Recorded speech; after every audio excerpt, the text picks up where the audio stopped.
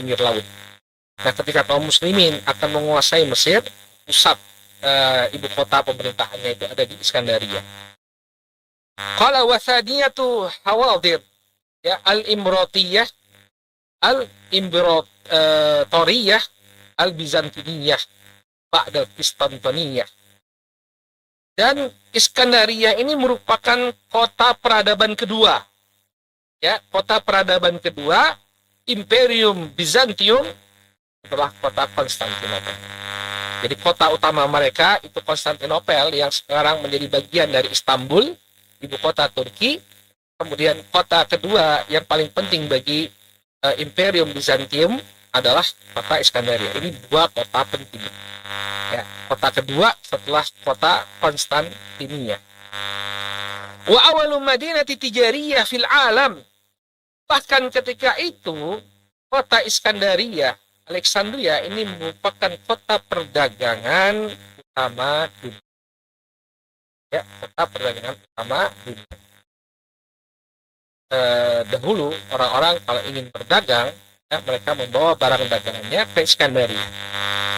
Jadi orang Eropa, ya, orang Eropa ketika ingin mendapatkan komoditi, entah itu dari Afrika atau dari Asia, ya, mereka membelinya itu di Iskandaria. Jadi barang dagangan dari India, ya, dibawa ke sana.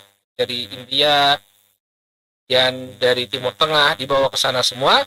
Kemudian pedagang-pedagang dari Eropa, ya, mereka dari utara datang ke Iskandaria untuk berdagang. Jadi Iskandaria ini adalah kota impor ekspor ketika itu. Nah, wakana al-Bizantiyun yudrikuna khuturatil istila'il muslimina 'alaiha. Dan ketika itu orang-orang Bizantium, ini orang-orang Romawi, mereka sangat menyadari bahayanya yang akan mereka dapati kalau Iskandaria ini dikuasai oleh kaum muslimin. Mereka sangat sadar, sesadar-sadarnya.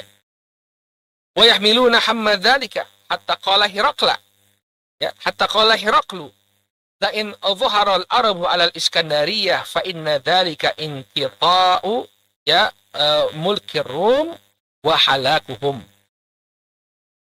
Sampai-sampai, ya, karena kekhawatiran ini terucap satu ucapan dari Kaisar Heraklius. Apa yang dikatakan oleh Heraklius? La in adhhara al-arabu 'ala al-Iskandariyah fa inna dzalika inqita', ya, mulki Rum wa halakuhum.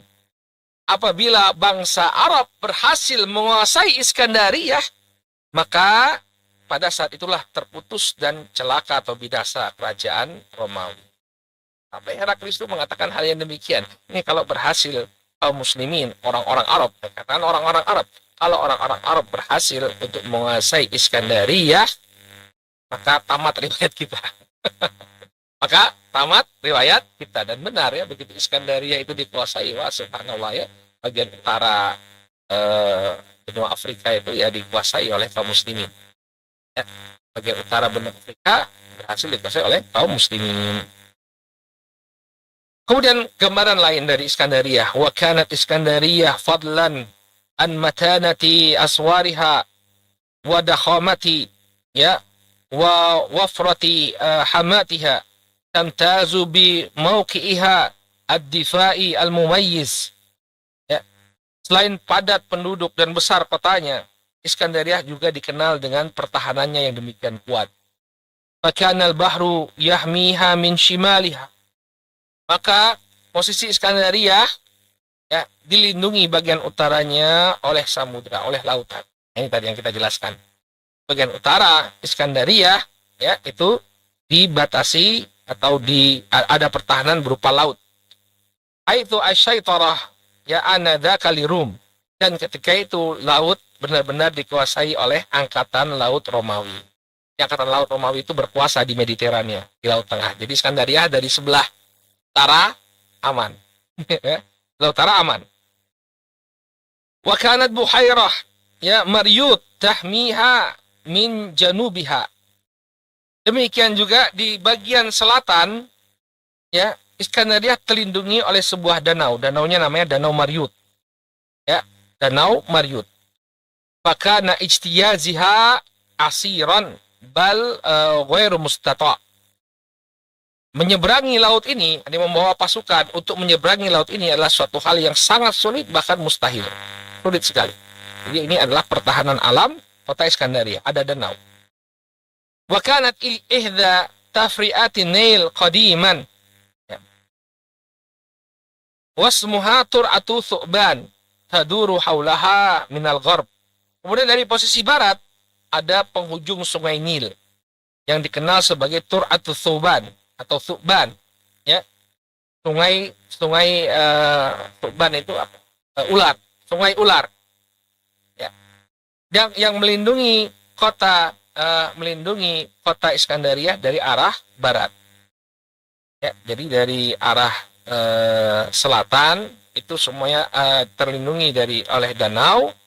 Kemudian dari arah utara ada laut tengah, dan dari arah barat ada sungai.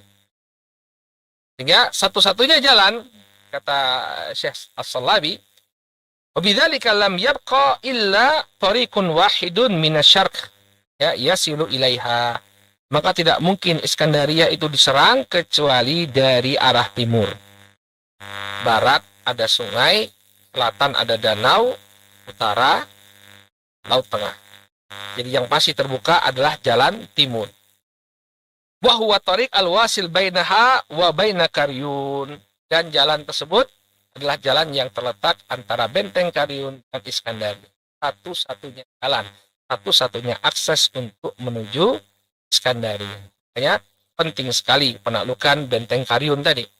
Ya, sayang para ahli sejarah tidak terlalu membahasnya dengan mendetail. Ya, jadi mau tidak mau kaum muslimin harus melewati benteng Karyun. Baik.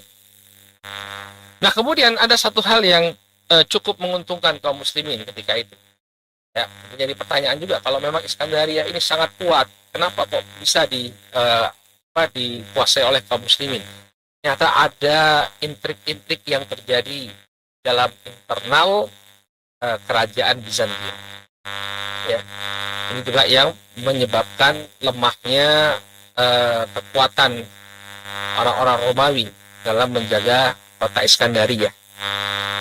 Disebutkan waqad za'ama arwah annahu tajahhaza li khuruji ila Iskandaria binafsihi liyubashiru qitalil muslimin biha. Ya, disebutkan dalam sebagian riwayat bahwa Kaisar Heraklius sendiri yang keluar, ya, yang menginginkan untuk menghadapi kaum muslimin di Iskandaria. Jadi kaisarnya itu langsung turun tangan. Falamma faragha min jihazihi sara'ahu Allahu fa'amatahu. Namun sesuatu terjadi ketika dia sudah bersiap-siap untuk menghadapi kaum muslimin yang ingin menyerang Iskandaria. Allah Subhanahu wa taala menakdirkan Kaisar Heraklius mati. Ya. Jadi ketika dia dibutuhkan seorang pemimpin untuk mengusir kaum muslimin, ternyata Allah takdirkan Heraklius mati. Waqafallahu al-muslimina mu'nah. Ya, maka Allah Subhanahu wa taala pun mencukupkan Heraklius dari kaum muslimin. Artinya dia tidak lagi menjadi ancaman bagi kaum muslimin. Apa efeknya? Apa hubungan kematian Heraklius, Kaisar Heraklius, dengan penyerangan kaum muslimin? Wa qarabat umurud daulah al-Bizantiniyah ba'da mauti Heraklius. Maka bergoncanglah urusan negara Bizantiah setelah kematian Heraklius. Ya, idza tawalla al-hukm ibnahu Konstantin, ya, wa Heraklius tsani. Ketika itu ada perebutan kekuasaan antara putranya yang bernama Konstantin. Ini bukan Konstantin pendiri Konstantinopel, ya. Mereka punya kebiasaan memberi nama anak-anak mereka dengan leluhur mereka yang telah mati. Maka anaknya Heraklius namanya Konstantin, tapi bukan Konstantin yang mendirikan Konstantinopel, beda lagi. Ya, Konstantin the Great yang pertama kali, raja Romawi yang pertama kali memeluk agama Nasrani, itu Konstantin. Adapun Konstantin yang sedang kita bicarakan ini adalah anaknya Kaisar Heraklius. Maka setelah Kaisar Heraklius meninggal dunia, terjadi perebutan kekuasaan